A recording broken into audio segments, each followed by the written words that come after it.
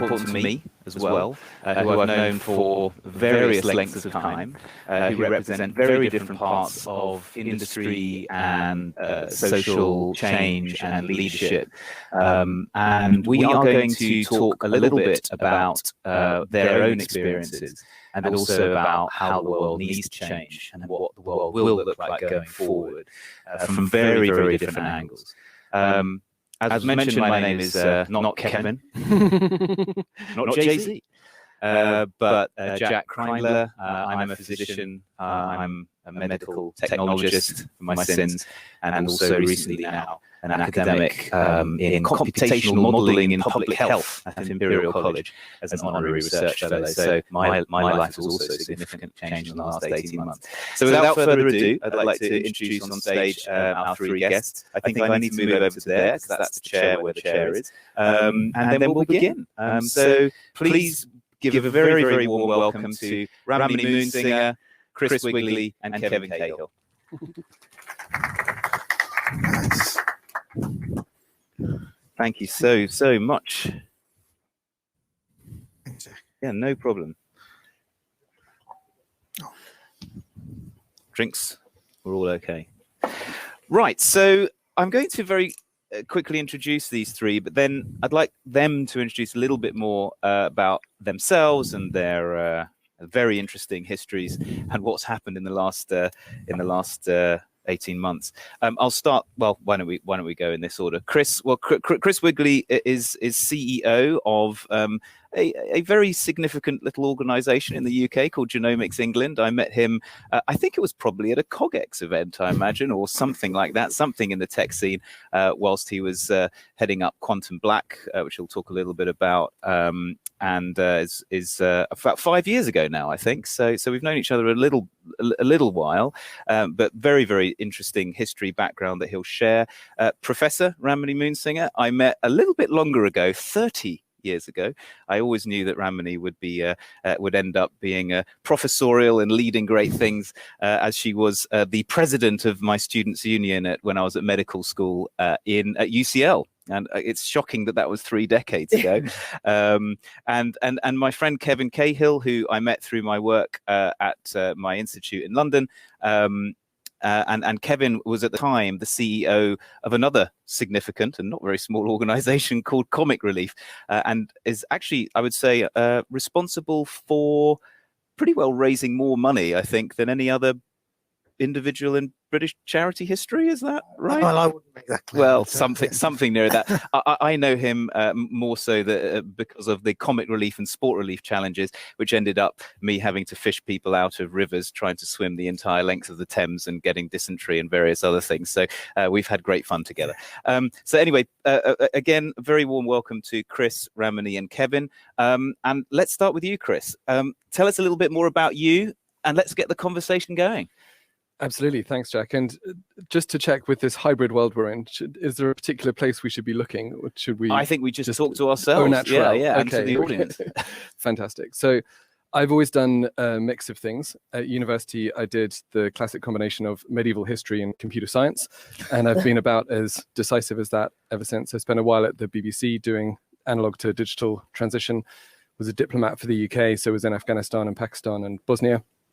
Did a stint at McKinsey doing technology strategy. And then, as you mentioned, my previous role was at Quantum Black, which was an outfit that built machine learning applications for a range of clients. Originally came out of Formula One, and a long-term friend of CogX. And what I found really interesting about that was that at the time, sort of 2014-15, we really didn't know how to take these technologies around machine learning, AI, and so on, from the kind of computer science lab and apply them in the real world, in a mine, in a hospital, in wherever. And actually answering some of those questions and figuring out how these technologies could be applied to really have impact was fascinating. I got to Genomics England about 18 months ago. And Genomics England was set up to do this moonshot project, the 100,000 Genomes Project, inspired by David Cameron, and partially inspired by the experience of the Cameron family with their child Ivan having had a genetic disease. And at that point, what was really missing was the big data set to learn more about what's happening in our DNA, in our genome, impacts what's happening in our body, in our health, in our well-being. And so that work continues. And now we really do two big things.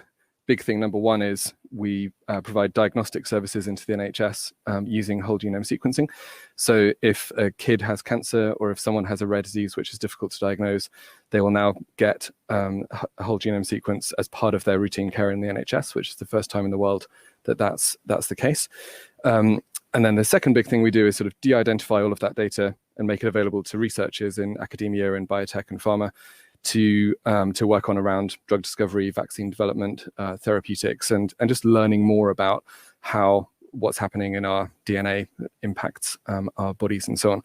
And so I guess in terms of how the pandemic impacted me, particularly in my role at Quantum Black, we'd opened 9 offices around the world, and I'd gone from never having had an airline loyalty card to suddenly discovering some new tier of membership that I never knew existed every sort of few months, and was probably flying long haul 3 times a month for a few years. So lots and lots and lots of travel.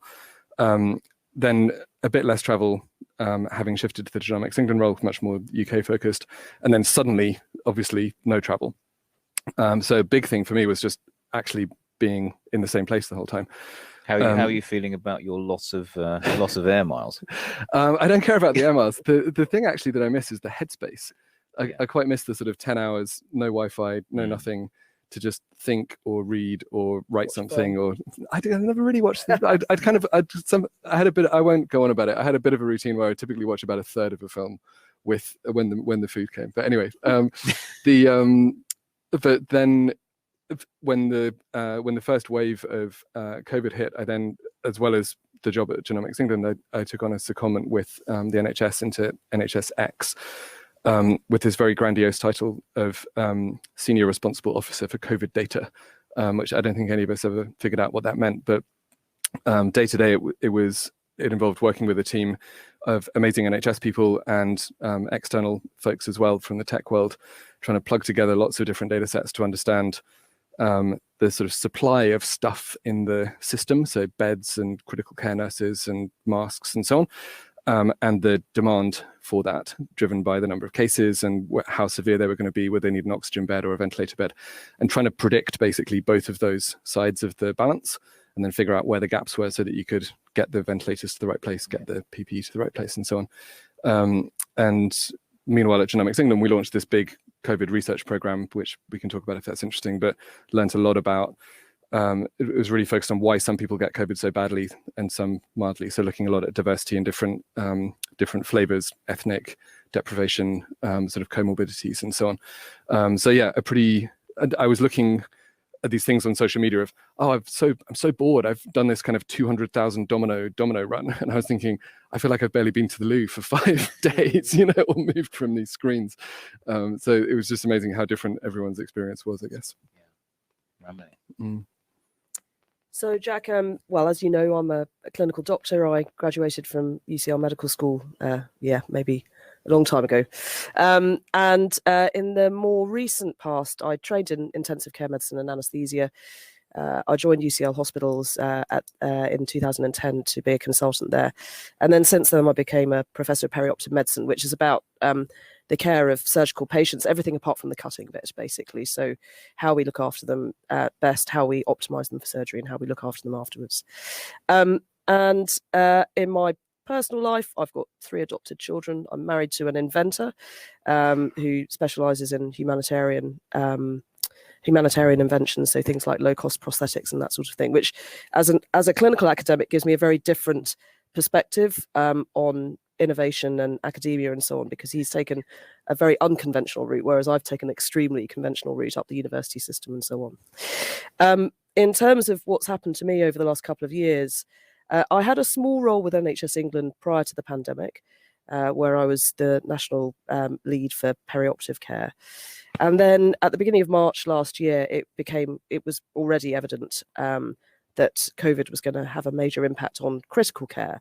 And there was no national clinical director for critical care at that time, because we can maybe talk about it later, but critical care is quite a small part of the NHS. It has about 4,000 beds out of the 100.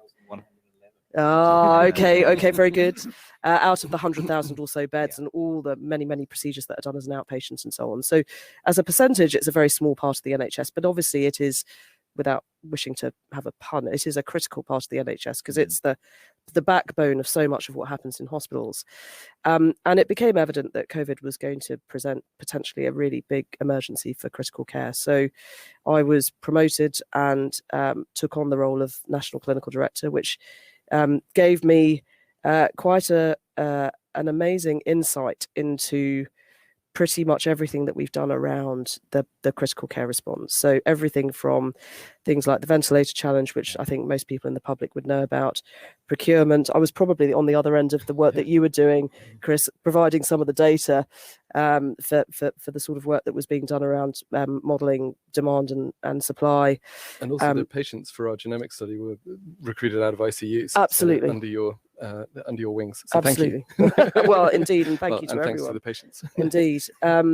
And all sorts of other things like, workforce planning, the supporting guidelines, all those sorts of things. So there's lots of interesting stuff to reflect on and talk about. I guess for me as an individual, it was quite a challenging time. It was for everyone in different ways. The biggest challenge, I guess, for me was that I was so caught up in the supporting the management of the incident, that I wasn't able to give the time to patient care in the first wave. So I had this extremely odd experience where I just agreed to go onto the surge rota in my hospital. Then I got this promotion and I realized that there was no way I would be able to commit to the shifts. And I phoned my colleague, Alice, who was putting this rota together, and told her that I couldn't do the clinical shifts. And she just dropped two of her children off at the airport to go off to a Scottish island to their grandparents for 3 months, because she and her husband were both going to be working on surge rotas. And you kind of think, oh my goodness me, the sacrifices that people are making for this. And that for me led to not a small amount of guilt about not being at the bedside for that period of time. But we all did our bit and we all did our best, and there's a lot to reflect on where we were at the beginning and where I think we are now.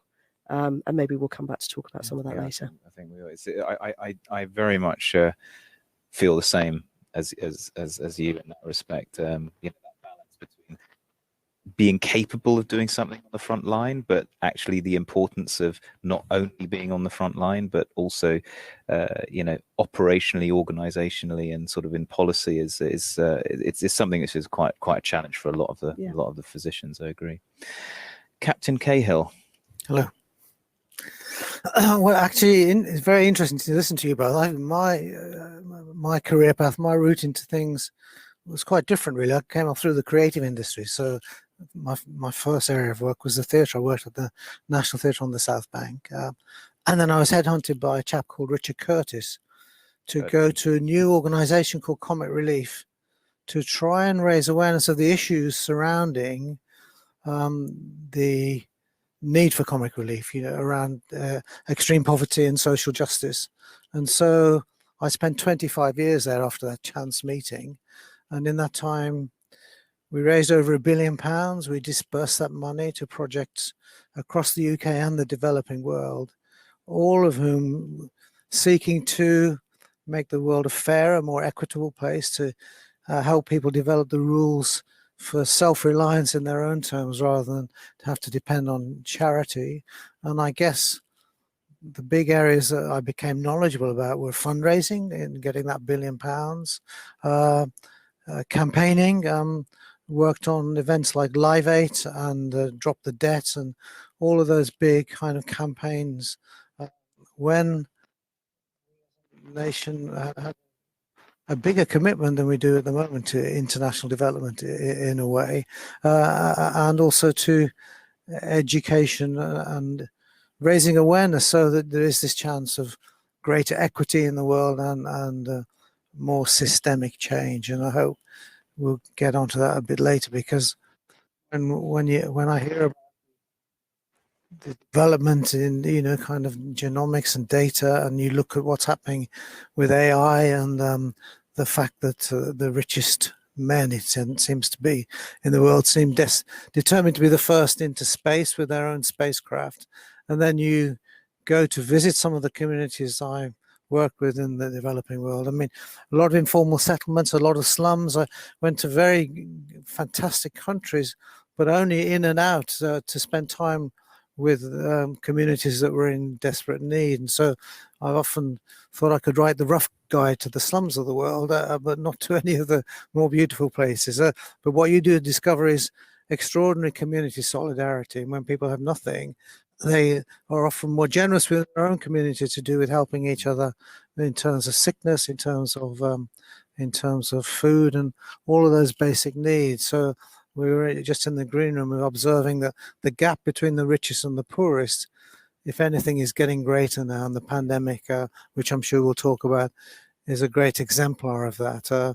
There's this statistic that came out over the weekend because of the G7 being down in Cornwall, that more people have been vaccinated in Cornwall than in the 22 poorest countries of Africa, which is, if you think about that for a second, it's quite an extraordinary and damning statistic, really, in terms of what's going on to try and protect the world in this pandemic rather than our own nations. So, and of course, pandemics by their nature are not local problems.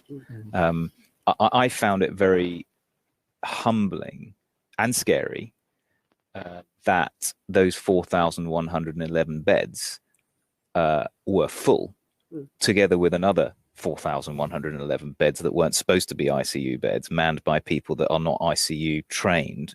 And, honestly, what happens if I get a ruptured appendix? Now, that's like a walk in the park 2 years ago, but during the two surges, especially the first one, I don't know about you guys, but I actually felt that we are living in the same kind of conditions as a lot of the countries that you're talking about all of a sudden.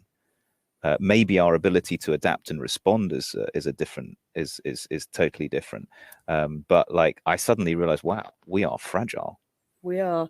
I mean, I think, though, even with the extreme pressure that COVID put on intensive care and hospitals and everywhere, all healthcare, primary care, everything, the thing that enabled us to still provide good quality care for the patients with the ruptured appendix and so on is the fact that we have a structured system that is free at the point of delivery. We really, we talk about this, but just the value of it, it's really, really come home to roost, I think, in the last year, even more than normal. And so we were still able to provide emergency services. We weren't able to provide every planned service that we would normally expect. And, we all know that we're now desperately trying to catch up with that. And that's going to be a story for a while. But just having that infrastructure that enabled us to surge so that we could massively increase critical care capacity. And then the individuals that work within that structure, the fact that they were able to give themselves to that response, that is amazing. And it is not, it has not been replicated even in some high income countries, but certainly not in low and middle income countries. The danger of dealing in anecdotes, I fell off my bike and bust my knee, broke my hand and cracked some ribs while in the middle of the second surge. And I thought, oh my God, I really don't want to go in and basically like waste the time of the A&E stuff. And called up 111. I suggest that was probably not very good. Because I thought they're flat out, right? And I knew from everything I was doing how flat out people were. And I called up 111 and fantastically, they said, actually, you're close to Guy's and Tommy's. There's an urgent care unit, which is not A&E, but that can take care of you. Hobbled to Guy's, and they were wonderful. I said, I don't even have a lock for my bike. I'm very stupid. They said, oh, don't worry, we'll take care of the bike. Patched me up, got me on my way. And it was remarkable. And that was right in the middle of the second wave. And so I do think that, as you said, Ramani, the infrastructure that we already have in this country, which is the outcome of generations and generations of investment, is extraordinary.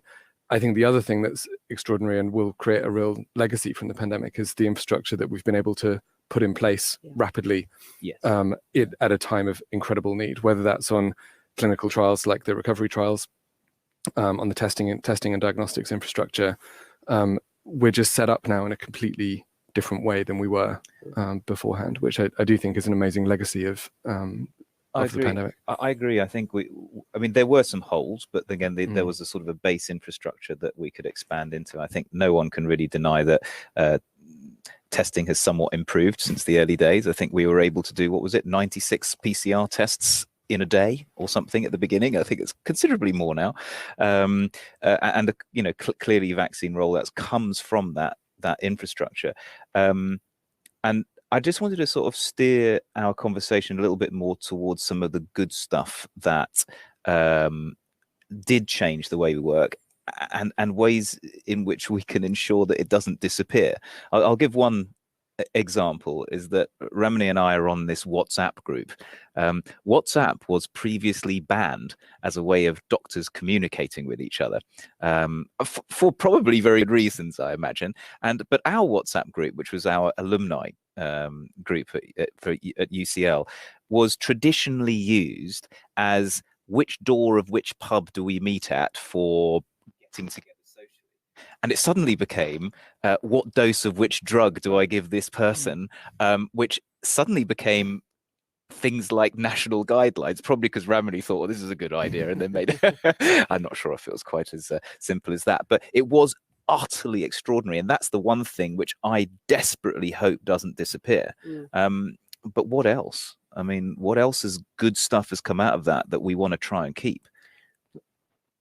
I'm happy to jump in. I would go back briefly to research, and the speed at which various research efforts were able to get up and running, with the huge efforts from people like the Clinical Research Nurse Network of NIHR and others, but also the way that forced us to think about trust and engagement with the public, with patients, with research participants, kind of under pressure, and about topics like data security, information governance, and so on, again, under pressure at a time of extreme need.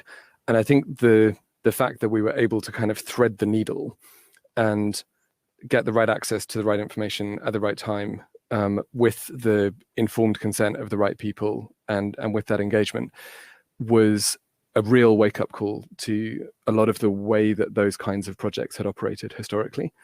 And actually, you realize, yes, we can actually do this in an ethically robust way in 2 weeks rather than 6 months. Right. Or 2 decades. Yeah. And the other, I mean, one of the many bad things about the pandemic was the differential way that COVID affected different people, different communities.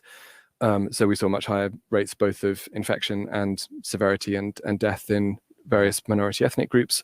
There was that horrendous chart that came out about your likelihood of dying from COVID was perfectly inversely correlated with your income.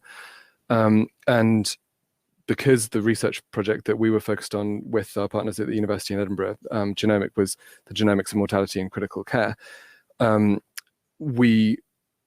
our sort of research group A was people who had been in intensive care with COVID, and then research group B was the sort of control group, but we had to recruit them to match the first group in order that, we're looking at the right differences. And that actually forced us to really raise our game at speed in engaging with different communities, whether in more deprived areas, in different ethnic groups. And I think the work that was done at speed and done really well on things like vaccine hesitancy, but also more broadly kind of hesitancy with engaging with the medical research community is hopefully going to be another really profound legacy of the last 18 months. And if we can learn from that. I think, Jack, as you use the word community, I think inevitably the way on a more local level people came together.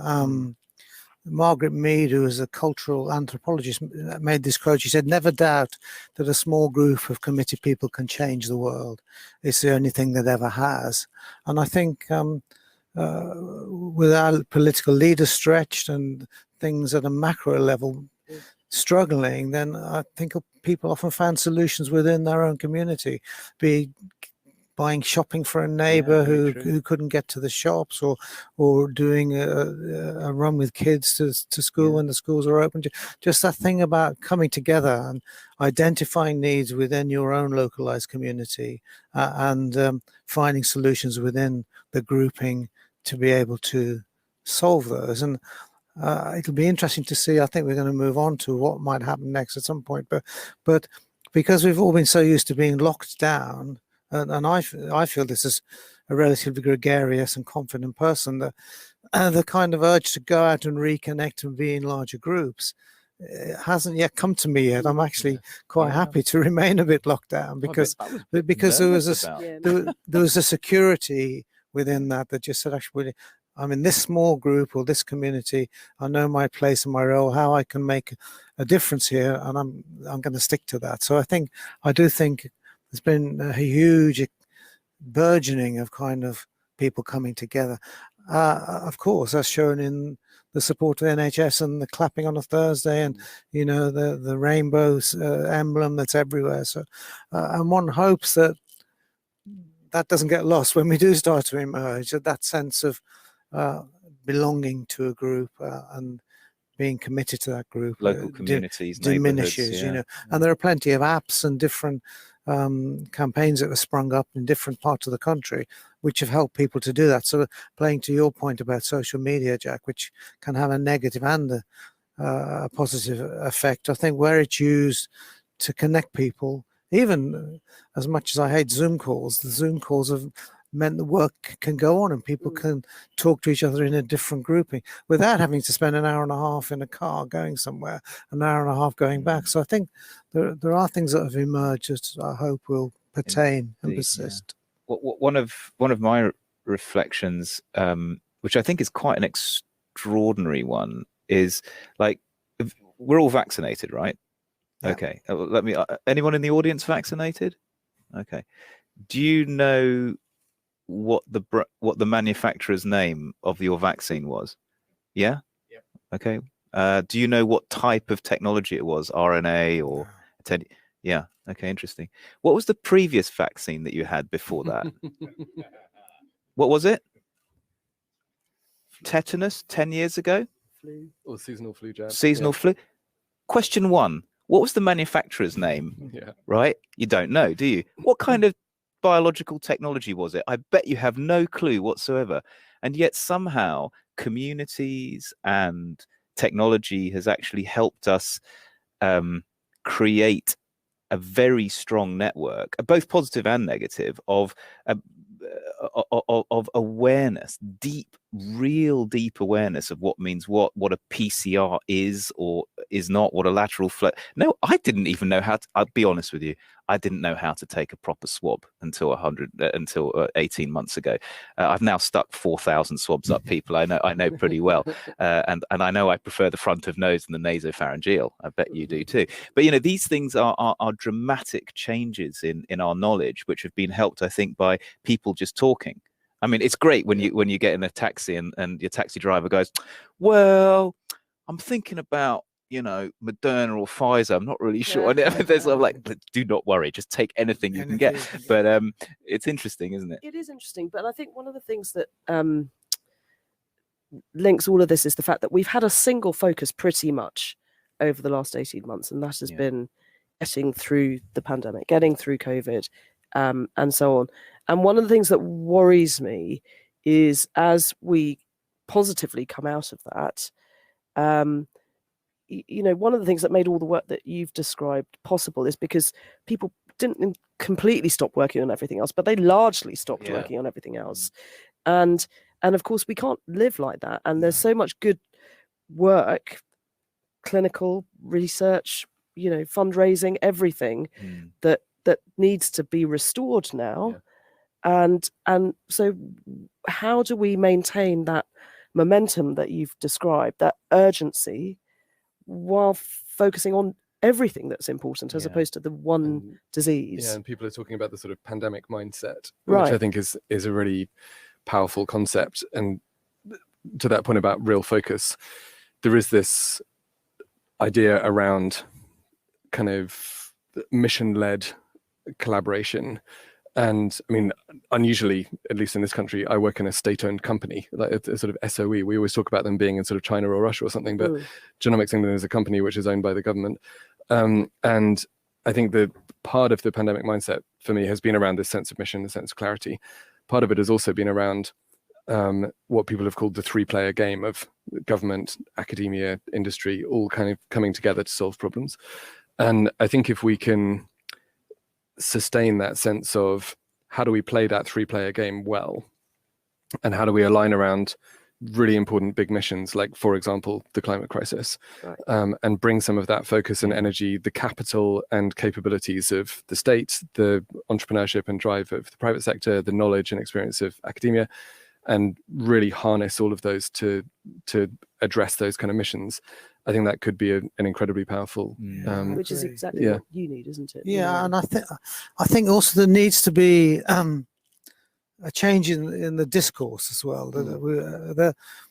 I had these 3 Ps: polemics, politics, and pragmatism, and I think too much of the discourse is driven by the politicization of things, that where morality and ethics should rise further to the surface. And you only have to look at the G7, which was, had conflict within it. The COP26 is coming up, and June the 30th is a date by which there needs to be the resolution of what's happening with Northern Ireland and the borders there. And yet there seems little evidence that we're going to reach June the 30th having resolved that. And so I think that it's a time that demands imaginative, creative, and consistent leadership in all the areas that you talked about, and cooperation. It's not really very good that if Boris Johnson and Macron are having an argument in a room about sausages, when actually what's happening in the world is the thing that we're talking about here. So I think it's just a plea that that our leadership comes together and cooperates, particularly having talked about some of the poorer countries in the world, and Jack alluded to this, but until everyone is vaccinated, as you said, the pandemic's no respecter of borders. And a lot of my work, not as a clinical expert, but was observing the impact of HIV/AIDS across Uganda and then Africa and other territories in the 90s and into the noughties. But it was the decision to allow the manufacture of clone drugs. It was PEPFAR, which was actually George Bush, as persuaded by Bono to kind of put this one, and the emergence of the Global Health Fund, that meant that HIV is still an issue, but there's been enormous success in a drug regime to treat it, and also the eradication of it, which will still take some time. And I think we need that kind of cooperation in order to come through it in the positive way that you just hoped for. And I think the point about narrative is so important as well. There's that sort of famous or infamous quote from Ronald Reagan in the 1980s that the worst phrase in the English language is "I'm from the government and I'm here to help." Over the last 18 months, I think that's been one of the best sentences to hear, right? Furlough, or a national scale program on testing or vaccination and so on. I think we can change that narrative, but how we develop that leadership who can be almost, I guess, sort of triathletes playing across these different sectors. And I think you've alluded to the speed at which vaccines were discovered and produced and have been made available has probably shocked everybody who knows anything about a vaccine, because up until recently nothing happened at that speed. And I guess the hope is that coming together in ingenuity can be applied to, if you look at sanitation across the developing world, it's got to be within the wit of man and womankind to come up with a toilet that functions in the slum area, or how you get water into those communities. Because asking people to wash their hands and use soap when there is no soap and there is no clean water, it's a problem shared, really, that we need more people like Ramani's husband. I love the job title, inventor.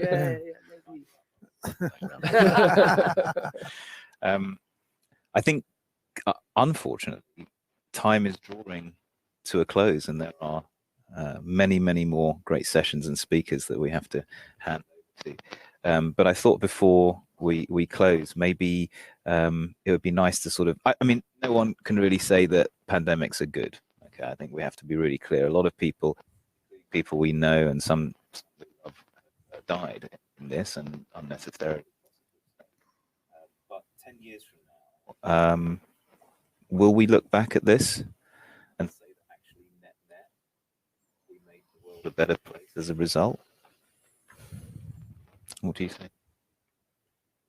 Well, I think it's down to everyone in the room, really. That another quote from Margaret Mead is, "I measure success by the contribution an individual makes to their fellow human beings." And basically, if we all leave the room with that thought in our mind, then everyone has that latent power within themselves to be a positive force for good rather than a force in the opposite direction. And so, Jack, I'd say as long as people behave in that way, then the power of the people, human equity, is a stronger force as anything. So one has to be optimistic and believe that that's possible. Any other closing thoughts on that same note? 10 years from now? Yeah, I think I'm a natural optimist. So I hope that we will have seen a benefit come out of this awful situation that the world has found itself in. I think the things that we've demonstrated that we can do at pace, and the things that we're now hopefully getting to a stage which we show that we can do as one world, like the pledge of 1 billion vaccine doses, for example. You know, it may not be enough. We can argue about whether it's, but it's the start. Yeah, it's the right thing. And now we need the same investment in infrastructure, because that's the thing that saved us in the NHS was the infrastructure. And that's the thing that we need to support, either through investment or through information that can be used to support more challenged areas. I mean, in a staggering lack of diversity for this panel, I'm also a diehard optimist. So I have no major counter arguments on that. It strikes me, we've talked a lot about community, we've talked about all being in it together. Our kind of mission statement at Genomics England is bringing the benefits of genomic medicine to everyone. Yeah. And that word everyone, I think, is a word whose stock has risen in the last 18 months. I agree. And I think the more that we can get behind that word everyone and that concept of all being in it together, the more we'll make good decisions as teams, as organizations, as societies. And I guess that's my hope for the next 10 years, is that we keep that sense of a compass of where we're trying to go. I'm positive about that too. Unfortunately, we have to now bring this to a close. What are the 3 things I've learned from this? I'd say that I'm incredibly encouraged by the fact that small teams of people can make things happen in 2 weeks that might otherwise take 2 years or even 2 decades. And I think that's remind myself how bloody lucky we are. And I think if anyone wants to rapidly change how policy around those very important 4,111 beds are used or expanded, then Ramani's on WhatsApp. Anyway, thank you very, very much. Jack, could we thank the audience for being here in Yes, person? absolutely. Thank you. Not seeing you on a screen. Very exciting to be in a live audience. Pleasure.